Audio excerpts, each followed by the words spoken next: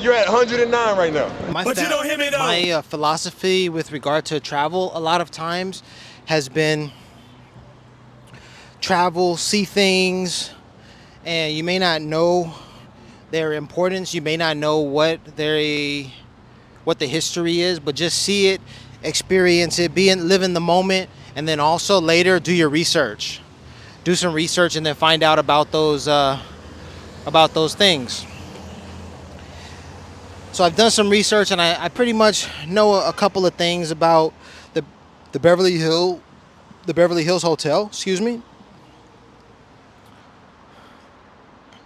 Timu and his girlfriend, his fiance, his wife has been here. I saw the photos on Facebook. Shout out to you, man. We lived and worked in South Korea around the same time. Who else? Who else do I know who stayed here recently? He's the only one I can think of right now. All right. Anywho,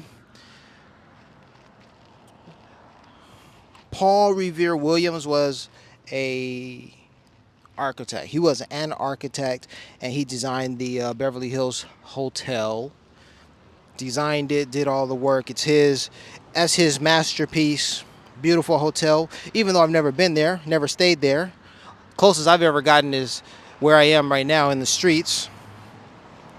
The Beverly Hills Hotel bears that beautiful signage right there.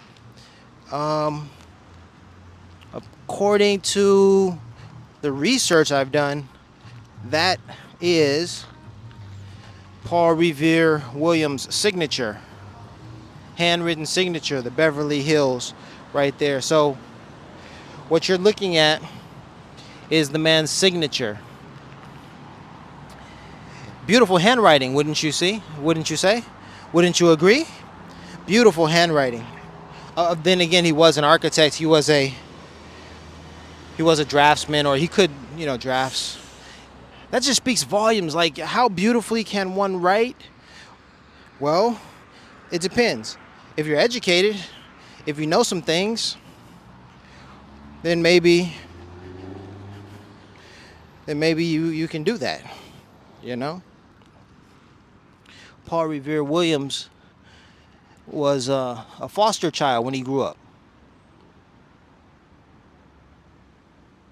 In his youth, when he was growing up, he was a foster child, and that didn't hold him back.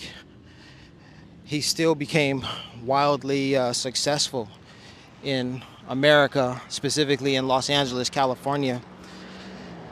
His imprint, his handprint, the work that he did is all over. You can find thousands of homes all throughout Los Angeles that he has designed. Beautiful masterpieces, masterworks, beautiful works by Paul Revere Williams, a black man. That's black history right there. And you know what? He had many challenges because there were white people who did not want a black man to stand near them, to be near them, to share tables, sit at tables with them. There was all sorts of stuff like get those people away from us.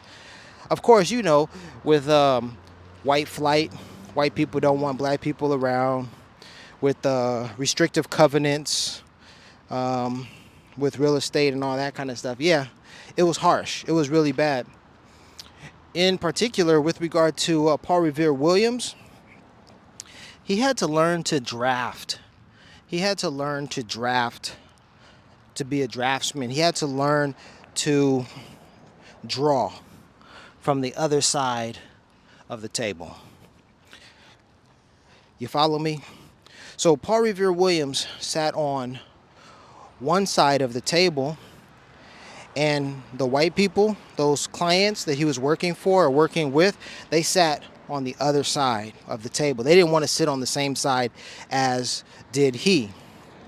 And so what he had to do is he had to develop skills whereby he could draw as if he were seated on that side. He had to draw from the opposite side exactly what he would draw if he were seated on the other side, like right side up. He had to extrapolate. He had to use spatial mathematical reasoning, reckoning. You know, he had to use his mind an extra step just because they didn't want to sit next to the man.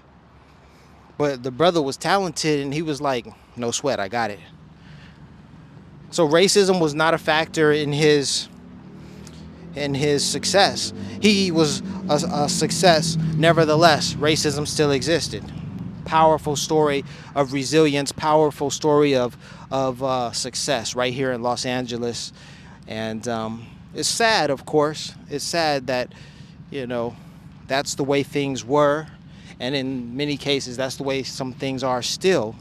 Or rather, people are so petty, are just so petty with their you know, mentality. That's just a sad reality. But it's the truth. But he was still able to overcome and become a success. And we still have evidence of his work all around Los Angeles, throughout the city. A beautiful history and legacy. And here we are in Beverly Hills. You're at 109 right now. But you don't hear me though.